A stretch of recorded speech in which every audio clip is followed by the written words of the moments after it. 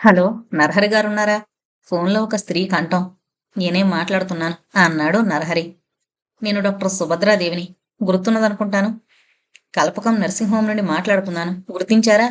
ఆ, గుర్తొచ్చింది. మీతో ఒక ముఖ్య విషయం మాట్లాడాలి. నన్ను అక్కడికి రమ్మంటారా? ఏంటది? నరహరి కంఠంలో కటుత్వం లేకున్నా మృదుత్వం మాత్రం లేదు. నరహరి గారు, ఫోన్లో చెప్పే విషయం కాదు. నన్ను అక్కడికి రమ్మన్నా సరే, లేదా మీరిక్కడికి వచ్చినా సరే, మనం మాట్లాడుకోవడం అత్యవసరం. నేనే వస్తున్నాను. ఇప్పుడే రమ్మంటారా? థ్యాంక్స్, రండి. నర్సింగ్ హోమ్ వెనక భాగంలోనే మా ఇల్లు. ఎదురు చూస్తుంటాను. ఫోన్ యథాస్థానంలో ఉంచేసి నరహరి ఆలోచనలో పడ్డాడు. ఏమై ఉంటుంది? మీరా ఎక్కడుందని అడుగుతుందేమో. ఏం చెప్పాలి? కల్పకం ఆస్తిపోస్తుల సంగతి చెప్పడానికేమో. నాకెందుకు అవన్నీ అనుకున్నాడు. సరే, వస్తానన్నాను కదా, వెళ్ళి కలిస్తే పోతుంది అనుకుని అయిష్టంగానే బయలుదేరాడు. ప్రతి నమస్కారాలయ్యాయి. సంతోషం, మీరిలా వస్తారని అనుకోలేదు. సుభద్రాదేవి సంభాషణకు నాంది పలికింది. ఏంటి సంగతి? పుల్ల విరిచినట్లుంది నరహరి ధోరణి. నరహరి గారు, నేను చాలా మాట్లాడదలుచుకున్నాను. మీకు నేనొక శ్రేయోభిలాషిని. మీరు ఓర్పుగా వినగలరని ఆశిస్తున్నాను. అనేక భావావేశాలతో నరహరి ముఖం ఎర్రబడింది. మౌనంగా తలవాల్చుకుని కూర్చున్నాడతడు. రామదాస్ గారు నాకు ఉత్తరం రాశారు. చివుక్కున తలెత్తాడు నరహరి. ఆ లేఖను అతడికి అందించిందామె. చిరంజీవిని సుభద్రాదేవి గారికి ఆశీర్వాదములు. మీ గురించి నాకు మీరా చెప్పడం వలన చనువుగా ఈ లేఖ రాస్తున్నాను. నరహరికి ఇన్ని ఉత్తరాలు రాసినా జవాబు లేనందున ఈ లేఖను మీరు అతడికి స్వయంగా అందించవలసిందిగా కోరుతున్నాను. నేను స్వయంగా రాలేని దుర్బలుడు కావడం వలన మీపై ఈ భారం ఉంచుతున్నాను. చిరంజీవి మీరా గత నెల 17వ తారీఖున కవల పిల్లలను ప్రసవించింది. ఆ పంక్తిని చదువుతున్న నరహరి శరీరం కంపించడం స్పష్టంగా కానవచ్చింది. పరీక్షగా అతడనే గమనిస్తున్న సుభద్రకు. త్వరగా ఉత్తరం మీద తేదీ చూశాడు. సుభద్ర ముఖం వంక ప్రశ్నార్థకంగా చూశాడు. క్షమించాలి, నేను విదేశ పర్యటనలో ఉన్నాను. గతరాత్రే తిరిగొచ్చాను. ఈరోజు అన్ని ఉత్తరాలు చూస్తూనే మీకు ఫోన్ చేశాను. సంజేషి ఇచ్చుకున్నది సుభద్ర. అబ్బా, అప్పుడే 2 నెలలు కావస్తోందా? లోలోన లెక్కించుకుంటూ మరలా లేఖాపఠనంలో మునిగిపోయాడు. తల్లి మగబిడ్డ సుఖంగా ఉన్నారు. ఆడపిల్ల దక్కలేదు. కాని మీరా ధోరణి మాకు ఆందోళన కలిగిస్తోంది. చనిపోయిన బిడ్డ కొరకు ఏడవలేదు. బతికున్న శిశువు ముద్దు చేష్టలకు ఎటువంటి మురిపము ప్రదర్శించదు. నరహరి కోసం ఆశగా ఎదురు చూసి చూసి ఇలా రాయిగా మారిపోయిందేమో అనిపిస్తోంది. ఒక పెద్ద భవనాన్ని కొని తల్లి పేరిట ఒక అనాథ శరణాలయాన్ని స్థాపించింది. ఒక సంగీత పాఠశాలను కూడా ప్రారంభించే ప్రయత్నంలో ఉంది. నేను అవును కాదు అనలేకపోతున్నాను. ఆమె మనసులో ఏముందో తెలీదు. నా ఆరోగ్యం, మీరా తల్లి ఆరోగ్యం కూడా అంతంత మాత్రంగానే ఉన్నాయి. ముసలి ప్రాణాలకు భరోసా ఏంటి? ఈ చరమదశలో మీరాను గురించిన చింత నన్ను అశాంతికి గురి చేస్తోంది. భార్యాభర్తలిద్దరూ తిరిగి కలిసేందుకు మీ సాయశక్తులా ప్రయత్నించగలరని ఆశిస్తూ, ప్రయత్నించమని అభ్యర్థిస్తూ రామదాసు. ఒక విషయం, ఈ ఉత్తరం మీరాకు తెలియకుండా రాస్తున్నాను. భగవానుని పిలుపుకై ఎదురుచూసే ఈ వృద్ధుని మనసారా క్షమించి దయచూపమని కోరుతున్నానని నరహరికి చెప్పండి. నరహరి మానసిక సంఘర్షణ అతడి అరుణారుణ వదనంలోనూ, బరువైన ఉచ్ఛ్వాస నిశ్వాసల్లోనూ స్పష్టంగా కనిపిస్తోంది. నరహరి గారు, మీ స్వవిషయంలో కలగజేసుకున్నానని అనుకోకుంటే ఒక్క విన్నపం. కల్పకం గారు ఎంతటి ఉన్నత వ్యక్తో, ఎంతటి సద్గుణాలు కలవారో ఆత్మీయులకు మాత్రమే తెలుసు. ఎవరా ఆత్మీయులు? మధ్యలోనే చటుక్కున అడిగాడు నరహరి. దురదృష్టవశాత్తు రక్త సంబంధీకులైన ఆత్మీయులంతా ఆమె గారిని వదులుకోవడమే కాదు, ఆమె నెత్తిన కళంకి ముద్రను వేశారు నిర్దయగా. ఏకాకిగా బ్రతకలేని ఆమె నా వంటి పేదలను, దిక్కులేని వారిని ఎందరనో చేరదీసి ప్రాణం పోసి పెంచి సంఘంలో ఇటువంటి గౌరవ స్థానాలను కల్పించారు. కాయ కష్టం చేసుకుంటూ బ్రతికే తల్లిదండ్రుల 10 మంది సంతానంలో కడుపు కూడా సరిగ్గా నిండని కడగొట్టుదాన్ని నేను. నా తల్లి వారి ఎంట దాసి నన్ను కల్పకం గారు ఉద్ధరించి ఈ స్థితిని ప్రసాదించారు. నా వంటి అభిమాన పుత్రికలు, పుత్రులు ఇంకా ఉన్నారు ఆమె గారికి. ఆమె గారి ఔన్నత్యం మాకు మాత్రమే తెలుసు. ఆమె గారి దీనగాథ కూడా మాకు మాత్రమే తెలుసు. ఆమె ముసలి భర్త అనుమానానికి, నిర్ణయాలకు గురై అసత్య కళంకాన్ని జీవితమంతా మోసిన నిర్భాగ్యురాలు నరహరి గారు. లోకులందరి వలనే మీరా కూడా తల్లిని ఆపార్థం చేసుకుని ద్వేషించేది మొదట. ఆమె తల్లిని కలుసుకుంది, నిజం తెలుసుకుంది కూడా ఆఖరి రోజుల్లో మాత్రమే. అసహ్యాన్ని మరిచి ఆశ్చర్యంగా విన్నాడు నరహరి అంతవరకు. తన నిర్ణయం ఏంటో తెలపకుండానే మరి సెలవు అంటూ లేచాడు. అలాగే, ఇంటికి వెళ్ళి ప్రశాంతంగా ఆలోచించండి నరహరి గారు. తన మూలంగా మీ భార్యాభర్తల నడుమ కలతలొచ్చాయని కలవరిస్తూనే కన్నుమూశారు కల్పకం గారు. ఆమె గారి ఆత్మకు శాంతి కలిగించండి. మీరాకు తెలియకుండా ఈ ఉత్తరం రాస్తున్నాను. నరహరికి మరలా మరలా గుర్తుకొస్తోంది రామదాసు ఉత్తరంలోని ఆఖరి వాక్యం. మీరాకు నాపై అంత అయిష్టంగా ఉందా? ప్రసవించి 2 నెలలు కావస్తోంది. నేనేం పాపం చేశానని బిడ్డ మరణించింది? అప్రయత్నంగా అతడి కళ్ళల్లో నీళ్లు నిండాయి. బాబు ఎలా ఉంటాడు? నేను వెళితే మీరా ఆదరిస్తోందా, అవమానిస్తోందా? అన్నీ ప్రశ్నలే. ఇంతకాలం ఎలాగో భరించాను. కానీ ఇక ఈ దూరం, ఈ విరహం భరించలేను మీరా. బరువెక్కిన గుండెను బాధగా చేత్తో రాసుకున్నాడు నరహరి. నేను అనుచితంగానే ప్రవర్తించాను. అయితే నీ సహనం ఏమైంది? ఇంతటి శిక్ష వేశావు. బిడ్డ పుట్టిన తర్వాతనైనా నీ మనసు మారలేదా? నాకు ఉత్తరం రాయాలనిపించలేదా? పోనీలే, నేనొస్తాను నీ వద్దకు. ఆగు. అతని అంతరాత్మ ఆజ్ఞాపించింది. వెళ్ళి ఏం చేస్తావ్? మీరానిక్కడికి తీసుకొస్తావా? లోకుల హేళనకు తలెత్తుకోగలవా? పిచ్చివాడా, ఇక మీరాను మరిచిపో. అసాధ్యం, మరవలేను. మీరాను విడిచి జీవించలేను. అయితే పరువు ప్రతిష్టలు విడవగలవా? ఈ కృత్రిమ విషయాలు నాకు అక్కర్లేదు. కాని నువ్వు ఉంటున్న సంఘానికి కావాలి. గంగలో కలవని. ఈ కుళ్ళు కృత్రిమాలు నిండిన సంఘానికి దూరంగా బతకగలం నేను, నా మీరా. అసహనంగా అతడు పెట్టిన కేకలకు భవనమంతా మారుమ్రోగగా జాగ్రత్తావస్థను పొంది తన ఎదుట ఎవరూ లేరని, ఇదంతా తన లోపల సంఘర్షణ అని తెలుసుకున్నాడు. పశ్చాత్తాపం నిండిన మనసుతో, ఇనుమిడించిన అనురాగంతో, మాతృత్వం నింపుకున్న ధర్మపత్నిని కనులారా చూడవలననే ఉబలాటంతో, తన అంశను, తన ప్రతిరూపాన్ని హృదయానికి హత్తుకోవాలనే తహతహతో ప్రయాణానికి సిద్ధమయ్యాడు నరహరి. రామదాసు లేఖను మళ్లీ మళ్లీ చదువుకున్నాడు. ఈ ఆలస్యాన్ని అపార్థం చేసుకుంటున్నావా మీరా? వచ్చి క్షమాపణలు చెప్పుకుంటాను కదూ. మనసులోనే మళ్లీ మళ్లీ సంజాయిషి ఇచ్చుకుంటున్నాడు. అన్నట్టు మీరాకు బహుమతిగా ఏం తీసుకువెళితే బాగుంటుంది అన్న ఆలోచనలో ఉన్న నరహరి రజని రాకను గమనించలేదు. అన్నయ్య. అతి దీనంగా, అతి మంద్రంగా ఉన్న ఆ సంబోధన నరహరికి చాలా కొత్తగా వినిపించింది. ఎప్పుడూ సుడిగాలిలా రావడమే కాని రజని ఇంత మందకొడిగా ఏనాడూ కనపడలేదు. ఏంటి, ఏమైనా డబ్బు కావాలా? కాదన్నట్లుగా తలాడించింది రజని. మరి? తలవాల్చుకుని కూర్చున్న రజని కళ్ళు ధారాపాతంగా వర్షించసాగాయి. ఏంటి సంగతి? అసహనంగా అడిగాడు.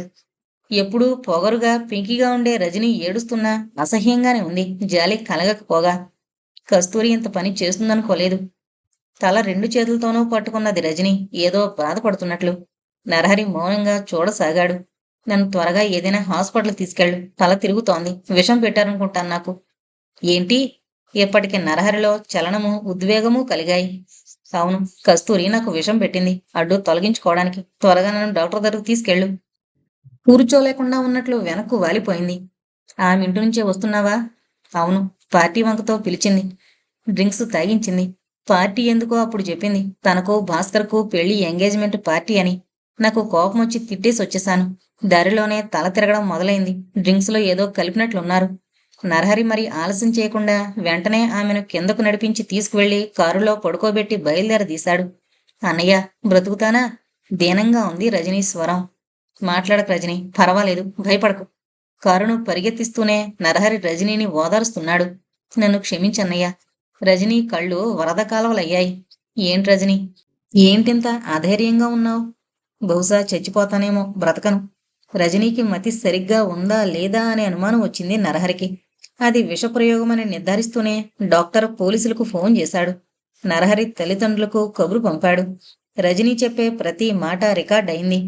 నన్ను క్షమించన్నయ్యా, నీకు తీరని అపకారం చేశాను. భాస్కర్ మోసగాడు. ఏంటి? అదిరిపడ్డాడు నరహరి. అవును, మొదట కస్తూరి అంటేనే నాకు అతడితో పరిచయం అయింది. నీతో అబద్ధం చెప్పాను.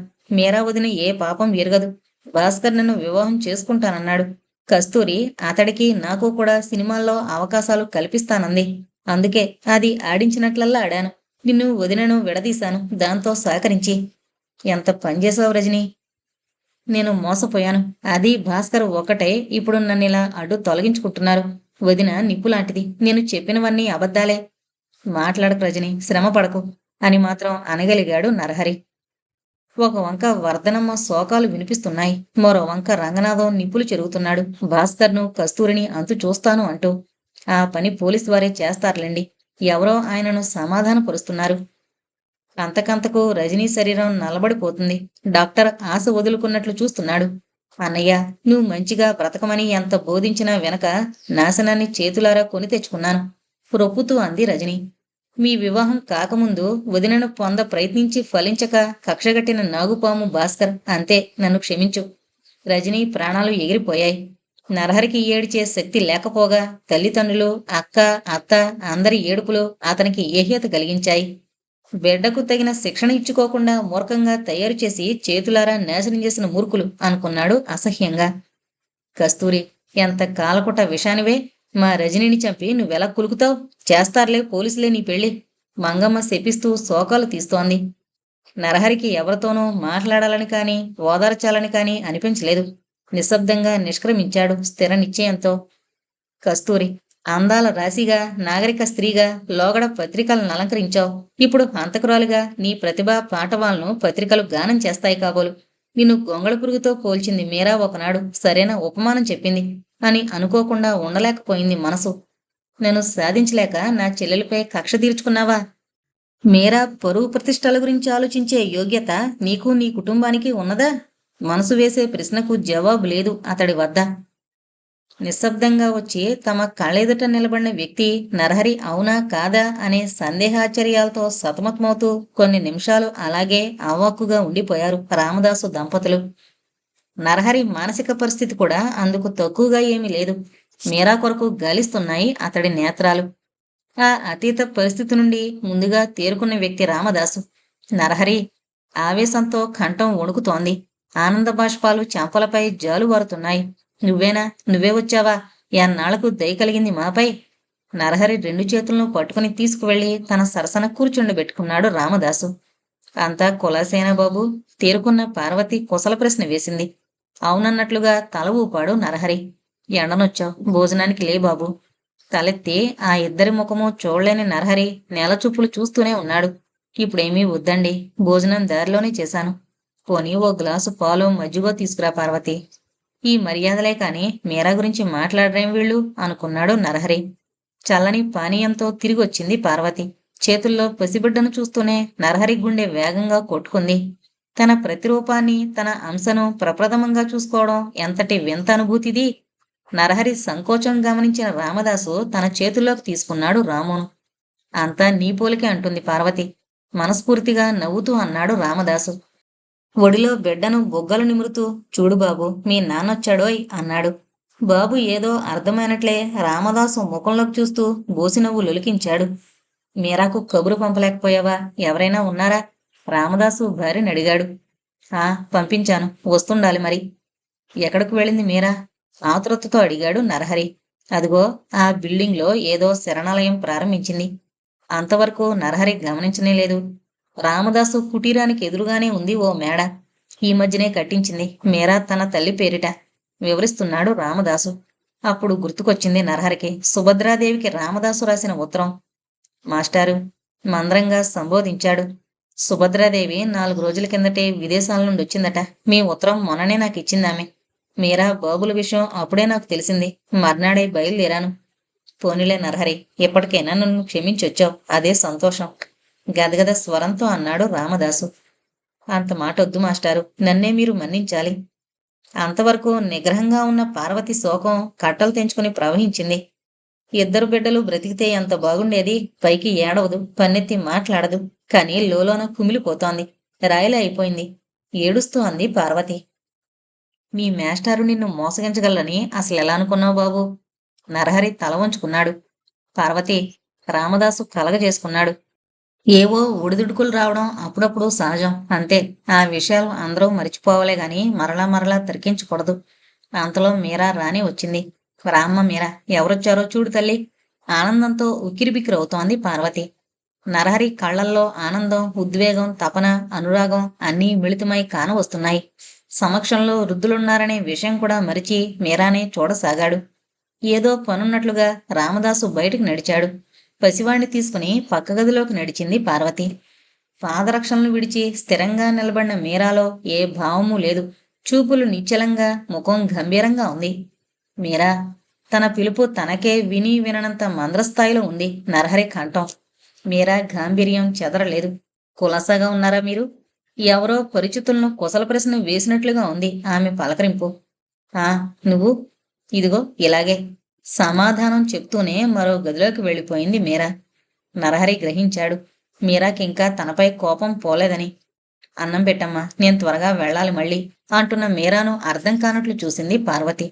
తప్పమ్మా మీరా, అతడన్నీ మరిచొచ్చినప్పుడు నువ్విలా ప్రవర్తించకూడదు. తేడాలు స్పర్ధలు భార్యాభర్తల నడుము కాకపోతే ధరినిపోయే వారితో వస్తాయా? సర్ది చెప్ప ప్రయత్నించింది. అమ్మా, సూటిగా పార్వతి వంక చూస్తూ నిశితంగా అడిగింది మీరా. బాబాయ్ గారు నిన్నెప్పుడైనా ఇలా అవమానించారా, తృణీకరించారా? అనుకోని ఈ ప్రశ్న ఆఘాతంలా తగిలింది పార్వతికి. మాట్లాడవేమమ్మా? లేదు తల్లి, భగవత్ కృప వల్ల మా నడుమ ఎప్పుడు ఇటువంటి విభేదాలు తలెత్తలేదు. విషాదంగా చిరుహాసం చేసింది మీరా. నువ్వు అదృష్టవంతురాలవమ్మా, కాని నీ జీవితంలో ఇలా జరుగుంటే నువ్వేం చేసి ఉండేదానివి? తడబడింది పార్వతి. ఆమె సమాధానం చెప్పలేక తలడిల్తున్నట్లుగా కనిపించింది. మీరా భోజనం చేయకుండానే వెళ్ళిపోతూ అంది. మళ్ళా ఓ గంటలో వస్తాను, అక్కడ అందరూ నా కోసం కూర్చునున్నారు. నిస్సహాయంగా నుదురు కొట్టుకుంది పార్వతి. భగవంతుడా, నువ్వే దిక్కు అనుకుంటూ. మీరా మళ్ళీ ఎక్కడికి వెళుతోంది? రామదాసు లోనుకొస్తూ అడిగిన దానికి పార్వతి విసుగ్గా జవాబిచ్చింది. ఏమో, ఏంటో రాచకార్యాలు మునిగిపోతున్నాయట అక్కడ. మ్లానవదనంతో కూర్చున్న నరహరి చెంతకొచ్చి కూర్చున్నాడు రామదాసు. మీరాకు నాపై కోపం పోలేదు మాస్టారు, మీరైనా నన్ను క్షమించండి. రామదాసు పెద్దరికపు వాత్సల్యంతో అతడి వీపు నిమురుతూ ఆదర స్వరానన్నాడు. నరహరి, బాధపడకు, మనం పరిస్థితులకు బానిసలం అంతే. మీరా మనసు నాకు బాగా తెలుసు. ఎంత సున్నితమైన మనసో అంత పట్టుదల కూడా ఉంది. ఏ చిన్న గాయమైనా సరే ఆ హృదయాన శాశ్వత ముద్ర వేసుకునేది. బాల్యావస్థలోనే తల్లిని కూడా క్షమించలేక మనసును పాడు చేసుకుంది. ఆ బాధలోనే ఏకాకిగా మారిపోయి తన చుట్టూ ఒక పరిధిని గీసుకుంది. అనుకోని విధంగా ఆ పరిధిని ఛేదించి నువ్వు ఆమెకు దగ్గరయ్యావు. బీటలు వారిన నేలకు పన్నీరయ్యావు. నిండు హృదయంతో నిన్ను ప్రేమించి పూజించింది. సస్యశ్యామలంగా ఉన్న ఆ మనసు మరలా బీడైపోయింది. దెబ్బ మీద దెబ్బ, దెబ్బ మీద దెబ్బలతో బుప్పికట్టిపోయింది. నన్ను నన్ను క్షమించండి మాస్టారు, మూర్ఖంగా ప్రవర్తించాను. పశ్చాత్తాపంతో అతని గొంతు వణికింది. ఇందుకు ఎవరు కారణమనేది నేను మాట్లాడడం లేదు నరహరి. విషయం వివరిస్తున్నానంతే. నిరాశపడకు. మీరా నిన్నెంత ప్రేమించిందో నాకు తెలుసు. కోపగించి వచ్చిందన్న మాటే గాని అహర్నిశలు నీ ఆరాధనతోనే ఎలా గడిపిందో నేను ఎరుగుదును. ప్రసవించిన తర్వాత బిడ్డను కోల్పోయిన దుఃఖంలో నువ్వు వచ్చి ఆదరించలేదనే బాధతో ఇలా రాయిలా మారిపోయింది. ఈనాడు ఒక్కసారిగా మారడం కష్టం. నేను నచ్చజెప్తాను. మీరా నా మాట కాదందు. పద, కాసేపు అలా తిరిగొద్దాం. మీరా, గిన్నెలు కడుగుతోన్న మీరా పార్వతి సంబోధనకు వెనుతిరిగి చూసింది. ఏం చేస్తున్నావు? ఆ పనులు నేను చేసుకుంటాను గాని పోయి స్నానం చేసి జడవేసుకురామ్మా. ఇదిగో పువ్వులు. పార్వతి అందియబోయిన సన్నజాజుల మాల అందుకోలేదు మీరా. క్షణాలలో ఆ వదనంపై క్రోధం, వ్యధ, అసహ్యం అలలు అలలుగా కదిలిపోయి వెంటనే కఠిన గంభీర ముద్ర ఆవరించుకుంది.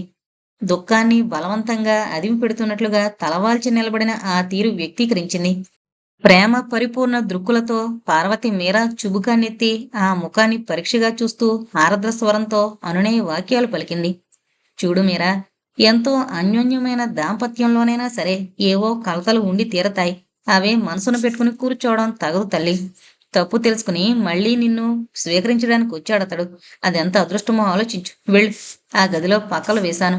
గతాన్ని సమాధి చేయండి ఈరోజు. అదొక పీడకలగా మరిచిపో. 2 రోజులు మా ఎదుట కనుల పండుగ్గా తిరగండి. తర్వాత మీ ఇంటికి వెళుదురు గాని. మీరా నేత్రాలు వర్షించడం లేదు. నిర్వేదం నిండుంది ఆ మనసులో. నిశ్చలంగా ఉన్న స్వరంతో అంది. క్షమించమ్మా, జన్మలో ఈ ఒక్క విషయంలోనే నేను నీ మాటను తృణీకరించాను. గిరుక్కున తిరిగి బయటకు వెళ్ళిపోతున్న మీరాకు ఇంకా ఏదో నచ్చజెప్పే ప్రయత్నంలో ఉన్న పార్వతి రామదాసు పిలుపు విని ఆగిపోయింది. పార్వతి, చెప్పండి. ఒకరు నీతులు బోధించవలసిన పిల్ల కాదు మీరా. అందుకని ఎన్నాళ్లకు మతి తిరిగొచ్చిన అతడిని నిర్లక్ష్యం చేస్తే మళ్ళీ కోపమొచ్చి వెళ్ళిపోడు. అనుభవజ్ఞతతో చిరునవ్వు నవ్వాడు రామదాసు. ఆ ఆటుపోట్లన్నీ దాటుకునే వచ్చాడు. ఇక అతనికి కోపం రాదు. ఇంతకీ ఏమంటారు? నువ్వు కల్పించుకోవద్దంటాను. వాళ్ళిద్దరూ కలిసిమెలిసి కాపురం చేసిన వాళ్ళు. ఇద్దరూ ఒకరికెదురుగా ఒకరు తిరుగుతూ ఎన్నాళ్ళు మౌనంగా ఉండగలరు? ఎన్నో తీయటి జ్ఞాపకాలు గుర్తుకొస్తాయి. వాళ్లే ఏకమైపోతారు. నువ్వేం మాట్లాడకు. ముసిముసిగా నవ్వుతూ నిష్క్రమించింది పార్వతి. భర్త మాటలు సమంజసంగా కనిపించాయి. మీరా, తీయని పిలుపు మీరాను చెలింప చేయలేదు. మీరా, మృదుమధురమైన ఆ సంబోధన కరుడుగట్టిన మీరా హృదయాన్ని స్పృశించలేదు. అది వేకువ సమయం. అప్పటికే మీరా నిద్ర మేల్కొని స్నానపానాదులు ముగించి వచ్చి పూలు కోస్తోంది. విరబోసుకున్న ఆ జుట్టు, నుదుట అరుణవర్ణపు కుంకుమ, చేత పూల సజ్జ, ఏదో మధురమైన స్మృతి మెదిలింది నరహరి మనసులో. మల్లెలు కోస్తోన్న ఆ చేతి వేళ్లను తన వేళ్లతో బిగించి గట్టిగా పట్టుకుంటూ, మీరా, ఈ వెన్నెల, ఈ సమయం, ఈ పూలు నీకేమీ గుర్తుకు తేవడం లేదా అన్నాడు ఆమె చూపులలో చూపులు కలుపుతూ. చేతిని వెనకకు తీసుకుంటూ మరో చెట్టు వద్దకు కదిలింది మీరా, అతడి స్పర్శ తగిలిన పూలను నేలపై జారి విడుస్తూ. నరహరి వదల్లేదు. మీరా, మీరా, ఆ రోజు వేకువనే లేచి నువ్విలాగే స్నానం చేసి పూలు కోస్తున్నావు, గుర్తులేదు ఏం జరిగిందో. ఇద్దరి హృదయాల్లోనూ ఆ దృశ్యం మెదిలింది. నరహరి మీరాలు ఆనందంగా గడిపిన రోజుల్లో ఒకరోజు. తెల్లవారుజామున మెలకు వచ్చిన నరహరి మీరా కనిపించక లేచి బయటకొచ్చాడు. ఆహ్లాదకరమైన వెన్నెల పరుచుకునుంది. మలయ సమీరుని గిలిగింతలకు పులకరించి నాట్యం మనరిస్తున్నాయి అప్పుడప్పుడే వికసిస్తోన్న పూల కన్నెలు. మల్లెపూలు కోస్తున్న మీరా చేతిని తన చేతితో బంధించి, ఎందుకు వాటిని పాపం అలా విడదీస్తావు, వేకువనే అంత పాపం చేస్తున్నావు అన్నాడు. అబ్బా, ఎందుకు ముట్టుకుంటారు, నేను పూజకు పూలు కోస్తున్నాను, స్నానం చేసొచ్చి తెచ్చిపెట్టుకున్న కోపంతో అంది. అయితే ఏంటోయ్ నరహరిలో నిర్లక్ష్యం. ఏది నాకీ పూలతో పూజ చేయి చూద్దాం. పతికన్నా ప్రత్యక్ష దైవం ఎవరే భామామణి. పకపక నవ్వింది మీరా పూలు కోస్తూనే. ఎంతాస అంటూ. నరహరి పెంకితనం పేట్రేగింది. మీరా కోసిన పూలన్నీ ఉన్న సజ్జ తీసుకుంటూ పూలను మొత్తుగా ఆగ్రాణిస్తూ కొన్ని తీసి కొంటిగా ఆమె ముఖాన జల్లాడు. అబ్బా, మరి అల్లరికి వేళాపాళా లేదు. విసుక్కుంటున్న మీరాకు మరి మాటలకు అవకాశమీయకుండానే బలవంతంగా లోపలకు తీసుకుని పోయాడు. అల్లరికి వేళాపాళా ఉండాలి, పూజలకు వయసు వృద్ధాప్యం కావాలి, అప్పుడు చేద్దుగాని, ఈ వయసులో కాదు అని చెవిలో చెప్తూ. ఆనాడు మీరా నిద్రలేచేసరికి ఉదయం 9 అయింది. నరహరి ఇంకా నిద్రపోతూనే ఉన్నాడు. బాగానే ఉంది వరుస. ఇంటికేదో అరిష్టం పట్టుకుంది. 6 గంటలకే లేచి కాగితాలు పట్టుకుని కూర్చునేవాడు. 8ంటికే స్టూడియోకి వెళ్ళిపోయేవాడు. 9 వరకు పడుకోబెట్టే పెళ్ళాం వచ్చింది. ఇక బాగుపడినట్లే వాడి బ్రతుకు అని అత్త సాధించడం స్పష్టంగా వింది. అందుకే పద్ధతులు సాంప్రదాయాలు అన్నారు. నక్కకి నాగలోకానికి పొత్తేంటి?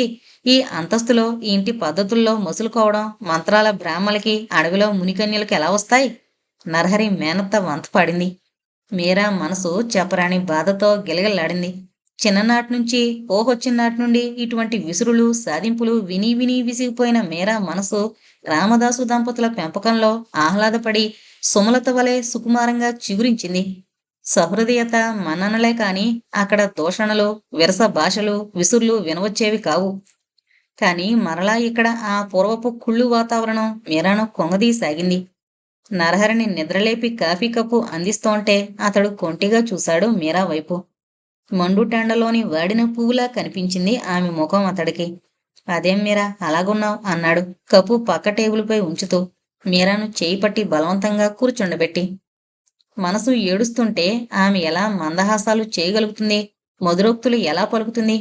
అరే, ఇదేంటి కొత్త పెళ్లికూతురులా జడిసిపోతున్నావు నా దగ్గర కూర్చోవడానికి అన్నాడు మీరా బెదురు చూపులు గమనిస్తూ. గత స్మృతులను వదిలి మీరా నెమ్మదిగా తలెత్తింది. మిమ్మల్ని ఒక ప్రశ్న అడుగుతాను. అడుగు మీరా. నన్నెందుకు త్యజించారు? నరహరి అపరాధిలా తలవాల్చుకున్నాడు. ఇప్పుడు మరలా ఎందుకు ఉదరించదలుచుకున్నారు? అదంతా మరిచిపోమన్నాను కదా. నేను మరిచిపోలేను. మరిచిపోగల ఉపాయం ఉంటే చెప్పండి. మీరా, దీనంగా ఉంది నరహరి గొంతు. అవును, ఎంతకంటే నన్నే మీరు పూర్వంలా మరిచిపోయి హాయిగా ఉండండి, వెళ్ళండి. నేనెప్పుడూ మరవలేదు మీరా, నిత్యం నా హృదయంలో మెదులుతూ ఉండేదానివి. ఆమె భుజాల చుట్టూ చేతులు వేస్తూ ఇంకా ఏమేమో చెప్తున్నాడతడు. మీరా ఆ చేతులను త్వరగా తొలగిస్తూ దూరంగా నిల్చోవడం చూసి చిన్నబోయిన వదనంతో చూడసాగాడు. అవును, పొరబడ్డాను. మీరు మరవలేదు. నిత్యం అసహ్యంతో, కక్షతో, క్రౌర్యంతో తలపోస్తుండేవారు. మీరా, నా స్థితిని నువ్వు అర్థం చేసుకోలేకపోతున్నావు. మీరే సర్వం అని నమ్మి వరించిన ఆబల నిస్సహాయతను, నిరపాదిత్వాన్ని మీరు అర్థం చేసుకోవడానికే ప్రయత్నించారా? ఊహ తెలియకముందే తల్లిఒడికి దూరమై నిత్యం దొరపిల్లే నేను ఇంత కాలానికైనా కన్నతల్లి ప్రేమకు నోచుకున్నానని సంతోషం భగవంతుడు దక్కనీ లేదు. ఆఖరి చూపు కూడా లభించనీలేదు మీరు. కడివెడు దుఃఖంలో ఉన్న నన్ను కన్నీరొత్తి ఓదార్చకపోగా కరుకు మాటలతో చిత్రవద చేసి కసాయితనం ప్రదర్శించారు. ఆపు మీరా, ఆపు. వినలేనట్లుగా 2 చెవులు మూసుకున్నాడు నరహరి. ఆపను, వినవలసిందే. మీరు మీ ప్రవర్తనను ఒక్కసారి పునశ్చరణ చేసుకుని ఉన్నట్లయితే నేడిలా రాగలిగేవారు కాదు. నాకవన్నీ గుర్తున్నాయి మీరా అనలేక అన్నాడు. నా తల్లి నిరంకుశల అన్యాయానికి బలే, నిందల పాలే, నిర్దయగా వీధుల పాలయ్యింది. ఆ దీన చరిత్రను వినగల ఓపిక కూడా మీకు లేకపోయింది. ఆ తల్లి బిడ్డ కావడమే నా అపరాధంగా త్యజింపబడ్డాను. సరే, మరి నా కడుపున పుట్టిన మీ బిడ్డలు ఏం అపరాధం చేశారని వాళ్ళ ముఖాలు చూడకపోయారు మీరు? ఇదెక్కడి నీతి, న్యాయం? నరహరి ఉంచిన తల ఎత్తలేదు. పెద్ద కోడల్ని హత్య చేసిన నేరస్తురాలి పుత్రులు మీరు. మీరా? అదిరిపడ్డట్లుగా అన్నాడు. అవును, చిన్న కోడల్ని కాపురానికి రాని అని ఘనురాలి పుత్రులు మీరు. అయినా నేనేమీ అనుకోలేదు మీ గురించి. మీ చుట్టూ గొంగళి పురుగులు వంటి స్త్రీలు ఉండేవారు. అయినా నేను అపార్థం చేసుకోలేదు. అది మీ వృత్తి ధర్మమంటే నమ్మాను. మీరీ భాస్కర్ని గురించి అపోహపడ్డట్టే నేను కస్తూరి గురించి, పంకజం గురించి అపార్థం చేసుకుంటే మీ గౌరవం నిలిచేదా? ఈసారి మాట్లాడలేదు. మన దేశంలో లక్షలాది పురుషులకున్న పౌరుషమే తనకు ఉండుంటే శేషగిరి జయలక్ష్మికి మొగుడొదిలేసింది అనే బిరుదును ఏనాడో సంతరింపజేసి ఉండును. ఏ ఆకర్షణకులోనే ఆమె భర్త, పిల్లలు, సైన్యం అంతటితో పుట్టింట తిష్టవేసిందో నేను ఏనాడూ అడగలేదు. కారణం, కోడలిగా, ఇంటి యజమానురాలుగా నాకు గల అధికారాన్ని చెలాయించడం చేతకందాని కనుక. రాత్రనక పగలనక మగ ఆడ వివక్షత లేక విచలవిడిగా తిరిగే రజని ఎంతవరకు ఇంటి పరువు తీయకుండా పవిత్రంగా ఉన్నదని మీరు ప్రమాణం చేసి చెప్పినా నేను నమ్మను. ఇన్నేళ్లొచ్చి కూడా భార్యలను తెచ్చుకోగల సమర్థత లేకుండా అమ్మ కూచిల్లా బ్రతికే మీ అన్నలిద్దరూ పరస్త్రీల వెంటపడ్డం కూడా స్వయంగా చూశాను. ఇటువంటి మురికి కోపంలో పుట్టిన మీరు మట్టిలో మాణిక్యమని, పంకజంలోని పద్మమని, నా పాలిట దైవమని మురిసిపోయానే గాని మీ చుట్టూ ఉన్న బురద గురించి మిమ్మల్ని కూడా ఆశించుకోవాలని తెలుసుకోలేకపోయాను. తర్వాత ఎవరి నుండి మాటలు లేవు. చాలాసేపు నిశ్శబ్దం రాజ్యం చేసింది. అంతవరకు తల వంచున్న నరహరి హఠాత్తుగా తలెత్తి అన్నాడు, మీరాను పరీక్షగా చూస్తూ. ఎంతవరకు నువ్వన్న మాటల ద్వారా నీ మనసులోని బాధ, ఆవేశం అన్నీ బయటకొచ్చేశాయి. అందుకే నేను అడ్డు తగలలేదు. ఇకనైనా శాంతించి అన్నీ మరిచిపోతావా? ఉహుం. తల అడ్డంగా ఊపింది. నన్ను మీరు త్యజించినాడే నా పొరపాటు తెలిసింది. నేను మిమ్మల్ని ఏనాడో తృణీకరించవలసింది. నరహరి అదిరిపడ్డం స్పష్టంగా కనపడింది. భావయుక్తమైన దరహాసంతో అడిగింది మీరా. ఏం అలా చూస్తున్నారు? పతివ్రతా నిలయమైన ఈ గెడ్డపై ఇటువంటి ఆడదెలా పుట్టిందనా? నాకు పతివ్రత్యంపై గౌరవమైతే ఉంది, కానీ పతి పదసేవే తారక మంత్రమనే మూఢురాల్ని కాను. నాకు ఆత్మ గౌరవం ఉంది. మీరు చీ అంటే పోయి, రా అంటే వచ్చే కుక్కను కాను. అదృష్టం కొద్దీ ఆ పాప కోపం నుండి బయటపడ్డాను. ఇక ఈ జన్మలో కాదు కదా, జన్మ జన్మలకు అక్కడ మళ్ళీ అడుగెడలేను. నిరతురుడై నిలబడిన అతడిని అక్కడే వదిలి తాను లోనికి నిష్క్రమించింది మీరా. మీరా, వెళ్ళిపోకు. ఎంత కఠినంగా మారిపోయింది నీ మనసు. మీరా, నా మాట విను. ఆక్రోశిస్తూ చేతులు చాపుతున్న నరహరికి మెలకు వచ్చింది. అరే, ఇది స్వప్నమా అనుకుని లేచి కూర్చున్నాడు. తేలిగ్గా నిశ్వసిస్తూ గుండెలు చేతితో రాసుకుంటూ కూర్చున్నాడు. ఇది కల, కానీ నిజంగా మీరా నాతో ఇలా మాట్లాడితే నేనేం చెయ్యాలి? లేదు, అంత నిరంకుశంగా మీరా ఎన్నడూ మాట్లాడదు. సర్ది చెప్పుకున్నాడతడు. వాతావరణం అతి ప్రశాంతంగా ఉంది. అతడు అలాగే ఆలోచిస్తున్నాడు లేచి కూర్చుని. అర్ధరాత్రి దాటిపోయింది. బయట వెన్నెల ఆహ్లాదకరంగా కనిపిస్తోంది. ఆ నిశ్శబ్దంలో హఠాత్తుగా రాము ఏడుపు వినవచ్చింది. పార్వతి, బాబు ఏడుస్తున్నాడు. నిద్రమొత్తు గొంతుతో అంటున్నాడు రామదాసు. అమ్మను శ్రమ పెట్టకండి, నేను చూసుకుంటాను. మీరా స్వరం వినవచ్చింది. ఉత్సుకతగా చూశాడు నరహరి.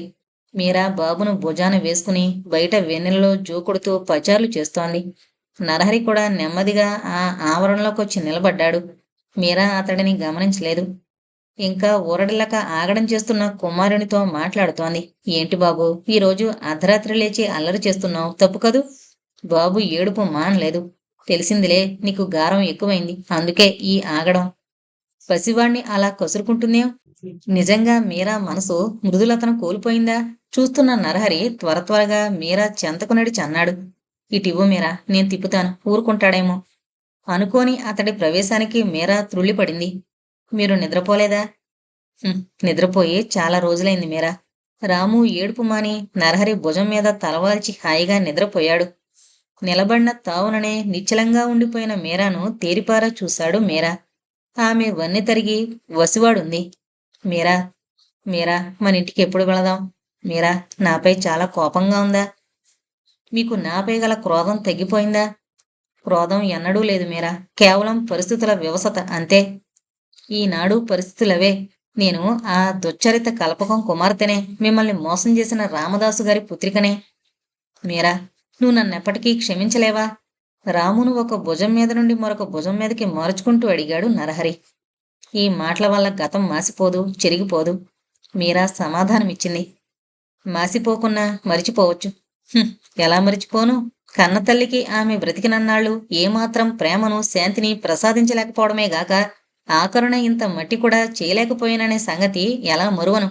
కేవలం నా కడుపును పుట్టిన పాపానికి తండ్రి కంటి చూపును నోచుకోకుండా, తండ్రి చేతి గుప్పెడు మట్టి కూడా పడకుండా నా బిడ్డ మట్టిలో కలిసిపోయిందని ఎలా మరువను? వద్దు మీరా, అవన్నీ గుండెల్లో మంటలు మండిస్తూనే ఉన్నాయి. నాకు తెలుసు. ఇంకా నన్ను చిత్రవద చేయకు. మీరా, అక్కడికి రామదాసు ఎప్పుడొచ్చాడో ఇద్దరూ గమనించలేదు. బిడ్డ కొరకైనా నువ్వు పట్టుదల వదలాలి తల్లి. స్త్రీ ఒంటరిగా బిడ్డను పెంచగల సంఘం కాదిది. కొన్ని క్షణాలు నిశ్శబ్దం రాజ్యం చేసింది. ఆ నిశ్శబ్దాన్ని ఛేదిస్తూ మీరా మాట్లాడింది. కొందరు జీవితంతో ఆడుకుంటారు, కొందరితో జీవితం ఆడుకుంటుంది. కాని నాతో జీవితము, తల్లి, తండ్రి, భర్త అందరూ ఆడుకున్నారు. ఫలితంగా శిలనైపోయాను నేను. ఈ కసాయి ఆటకు నా బిడ్డ జీవితం కూడా గురి కాకూడదు. తండ్రి ప్రేమకు, తండ్రి ఒడికి నా బిడ్డను నేనే చేజేతులా దూరం చేయను. ఇందుకు వ్యక్తిగతంగా ఓటమిని, మానసిక క్షోభను ఆనందంగా అనుభవిస్తాను. నాకు తెలుసు తల్లి, నీ మనసు నవనీతం. రామదాసు ఆనంద బాష్పాలను ఒత్తుకున్నాడు. మీరా, నరహరి ఆర్ద్రంగా సంబోధించాడు. నువ్వు ఓటమిని పొందావనే మానసిక క్షోభగాని, న్యూన్యతగాని వద్దు. గెలుపు నీదే. తన పూజ భక్తితో భక్తుడు దైవ ప్రసన్నతను సాధిస్తాడు. తన త్యాగ ఔన్నత్యాలతో హైందవ స్త్రీ ఈ జీవన పోరాటంలో పురుషునిపై విజయాన్ని సాధిస్తుంది. ఇది యుగ యుగాలుగా, తరతరాలుగా ఈ దేశంలో నడుస్తున్న చరిత్ర. విదిలించిన, ఆదరించిన తన సహనాన్ని, నిబ్బరాన్ని కోల్పోక అతడి కొరకు, అతడి బిడ్డల కొరకే తన తనువు, జన్మ నిత్య పూజగా అర్పించే త్యాగమై ఆ భారత పూజారిని. ఇంతటితో పూజారిణి అనే నవల కంప్లీట్ అయిందండి. దయచేసి మన ఛానల్ను సబ్స్క్రైబ్ చేసుకోగలరు. Thank you.